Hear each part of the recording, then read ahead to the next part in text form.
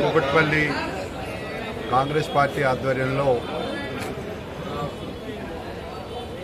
Congress party నేతృత్వంలో రేవంత్ రెడ్డి అన్న ఆధ్వర్యంలో కాంగ్రెస్ పాలన మొదలై 1 సంవత్సరం నిండిన సందర్భంగా మేము ఈ మధ్య ప్రజాపాలన విజయోత్సవ కార్యక్రమాలు బ్రహ్మాండంగా ప్రతి డివిజన్లో కూడా ఏదైతే మా పార్టీ పిలిపించిందో పార్టీ ఆదేశాల మేరకు కార్యక్రమాలు బ్రహ్మాండంగా నిర్వహించుకోవడం జరిగింది.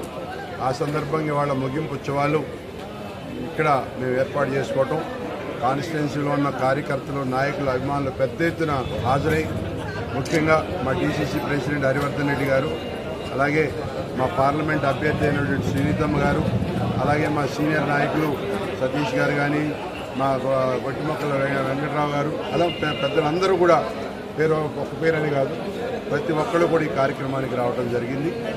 ముఖ్యంగా ఏదైతే గడిచిన సంవత్సర కాలంలో కాంగ్రెస్ పార్టీ సాధించిన విజయాలన్నీ కూడా మేము ప్రజల్లోకి తీసుకెళ్లాలి అని చెప్పి ఒక మంచి సంకల్పంతో, ఎందుకంటే చేసిన కార్యక్రమం ఏదైనా ఉంటే చెప్పుకుంటే కానీ ప్రజలకు తెలియదు, ప్రజలకు తెలియాలి, ప్రజలకు చేరవేయాలి. కాంగ్రెస్ పార్టీ పేద ప్రజలకు అండగా ఉండే పార్టీ.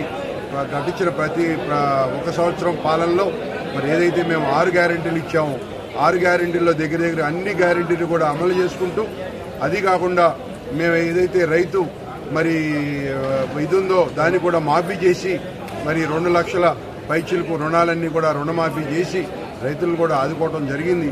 అలాగే రేపు రాబోయే రోజుల్లో కూడా కాంగ్రెస్ పార్టీ పెద్ద ఎత్తున కార్యక్రమాలు తీసుకుని మరి ఇందిరమ్మ ఇళ్లు కార్యక్రమం కూడా పెద్ద ఎత్తున చేపట్టుకోబోతా ఉన్నాం.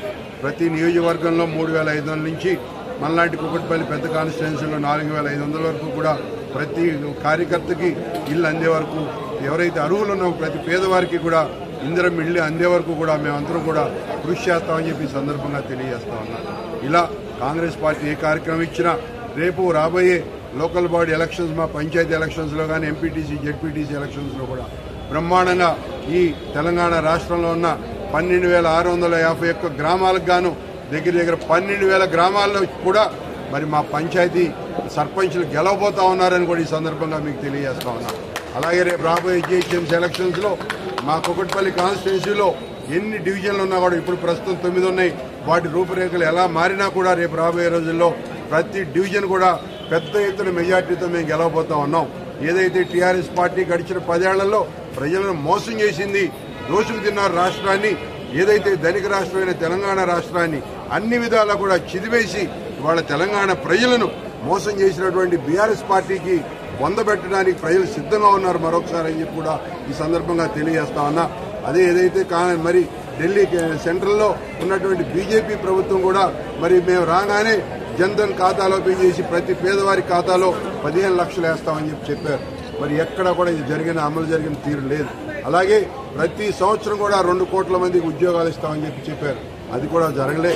ఇవాళ ప్రజలందరూ కూడా గమనిస్తా ఉన్నారు. ప్రజలు చాలా తెలివివంతులు.